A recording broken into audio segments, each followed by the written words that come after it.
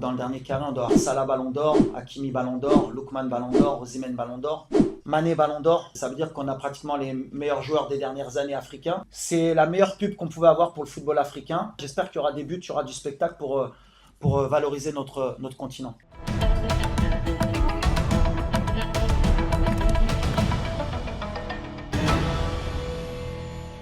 Mardi, c'était l'effervescence au Media Center de Rabat. Près de 250 journalistes et 23 caméras étaient là pour la conférence de presse du sélectionneur marocain. Et Walid Regragui a fait du Walid Regragui. Il a commencé sur un ton léger. On a une bonne nouvelle, Azzine il pourra jouer demain. On est ri.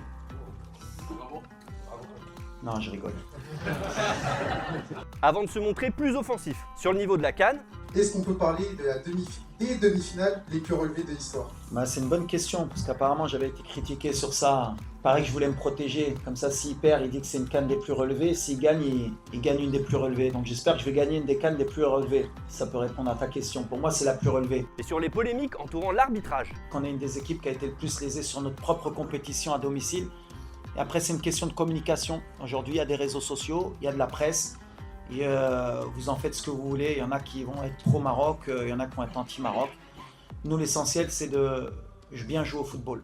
Alors, chaque sélectionneur a sa personnalité. Son homologue, Eric Schell, à la tête du Nigeria, l'a joué un peu mystérieux en conf. Je trouve que mon groupe est fatigué, donc il va peut-être falloir que je change mon fusil d'épaule. Mais aujourd'hui, je suis dans cet état d'esprit. On va peut-être essayer de laisser la balle au Maroc et puis les attendre. Parce qu'on a vu que durant ce début de Coupe d'Afrique, c'était un peu difficile quand ils étaient contre une équipe qui jouait bloc bas. Papio, sélectionneur du Sénégal, est lui plutôt du genre secret. C'est vrai, on les a bien analysés.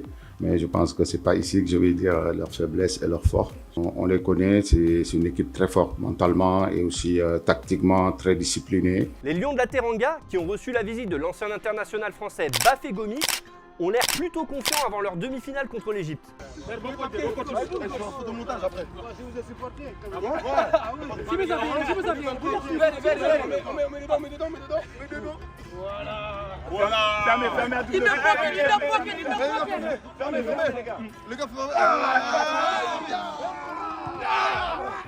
Et ça tombe bien, les pharaons aussi sont dans un bon mood.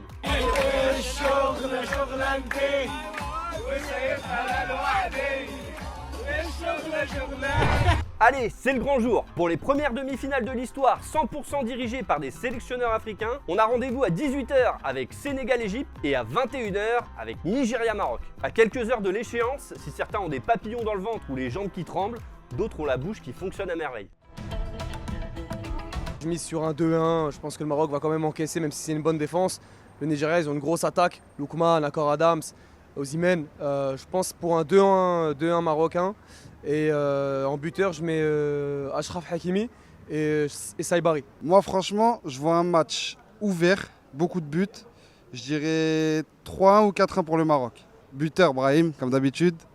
On espère un retourné de Ayoub El Kaabi. Un but de Hakimi pour le retour, ça nous ferait beaucoup plaisir. Et, bon, on va rester sur 3. On va rester sur 3. Moi, je vous mens pas, je vois un bon 2-1. Je vois le Nigeria ouvrir le score, égalisation du Maroc. Et pour finir, le Maroc sur la fin de match qui marque le but final pour accéder à la finale. En buteur, je vois bien El Kaabi et Hakimi. Je vois 2-0 pour le Maroc. Les buteurs, je vois bien El Kaabi.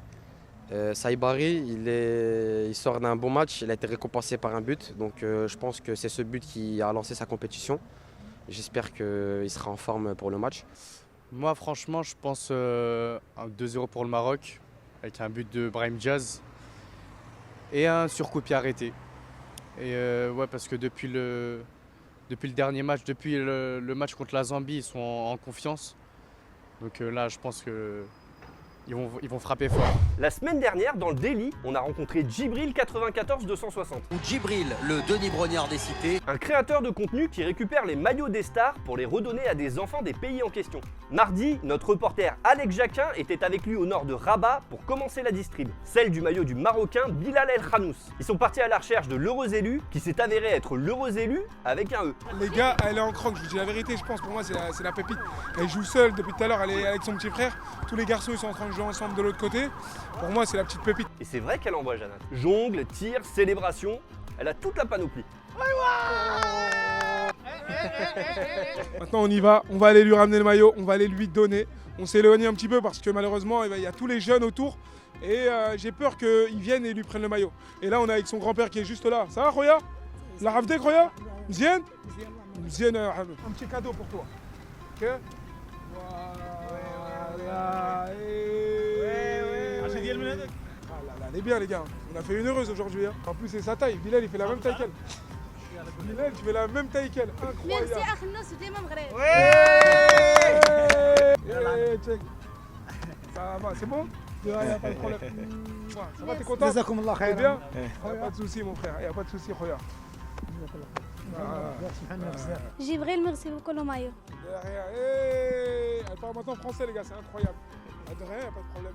Entre les maillots d'Mbaye, Abdelli, Hadj Moussa et Doumbia, il va en faire des heureux le Djibril. Un grand merci à mon binôme Hugo Ferreira. Et demain, c'est Flora Moussi qui vous accompagnera pour le débrief de ce dernier carré. Allez, cœur sur vous et bonne demi à tous.